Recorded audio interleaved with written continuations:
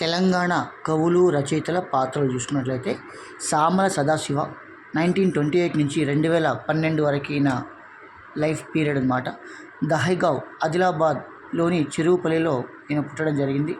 రచనలు చూసుకున్నట్లయితే ఉర్దూ సాహిత్య చరిత్ర, ఉర్దూ కవుల కవితా సామాగ్రి, మీర్జా గలీబ్, నిరీక్షణ, విశ్వామిత్ర, సాంబ శివ శతకం, స్వరలయలు, సదాశివ అపశృతి.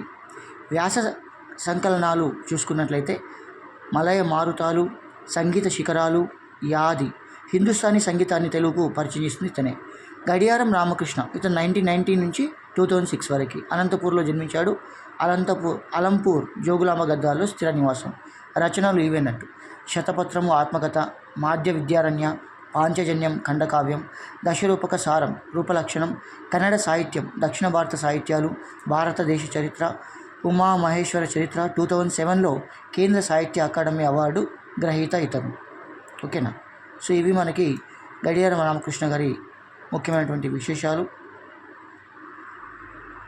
గడియారం రామకృష్ణ శర్మ గారు 1919 నుంచి 2006 వరకు. పెండ్యాల వరవరరావు గారు నవంబర్ 3, 1940 చినపెండ్యాల, వరంగల్ సికేఎం కాలేజీలో తెలుగు సాహిత్య ఉపన్యాసకుడిగా పనిచేశారు. 1966లో సాహితీ మిత్రుల సంస్థలు స్థాపించి సృజన అనే ఆధునిక తెలుగు సాహిత్య వేదికను ప్రారంభించాడు. విప్లవ రచయితల సంఘం 1970 జూలై 4న స్థాపించాడు. ఇతని రచనలు చలినెగళ్ళు, స్వేచ్ఛ, ప్రజల మనిషి, ఒక పరిచయం, జీవనాడి, సముద్రం, ఊరేగింపు, మౌనం, యుద్ధ నేరం. ఇవి పెండ్యాల వరవరరావు గారి రచనలు. పి యశోదారెడ్డి గారు గ్రామీణ జీవిత కథకురాలు, తెలంగాణ మాండలికంలో రాసిన ఏకైక రచయిత్రి, స్వాతంత్రానంతర తెలంగాణ తొలితరం కథకుల్లో ఒకరు, ఓయూలో తెలుగు ఆచార్యులు, తెలుగు అధికార భాషా సంఘం అధ్యక్షురాలిగా కూడా పి యశోదారెడ్డి గారు పనిచేశారు.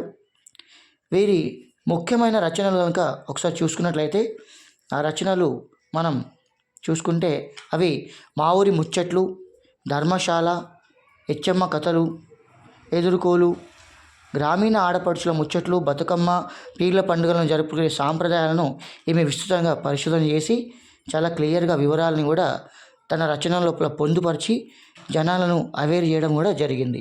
ఇది ఈమె యొక్క ముఖ్యమైనటువంటి స్పెషాలిటీ, ఈమె ప్రత్యేకతలు కూడా. ఓకేనా. నెక్స్ట్ మనం చూసుకున్నట్లయితే నందిని సిద్ధారెడ్డి గారు.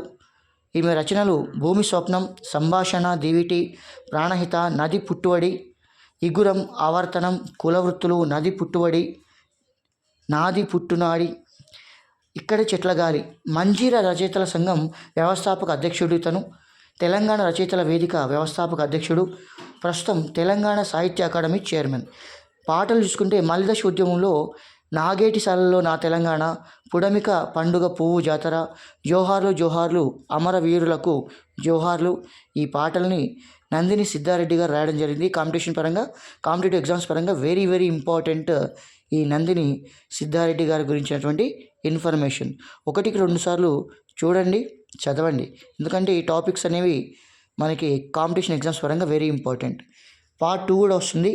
సబ్స్క్రైబ్ చేయండి, షేర్ చేయండి, లైక్ చేయండి.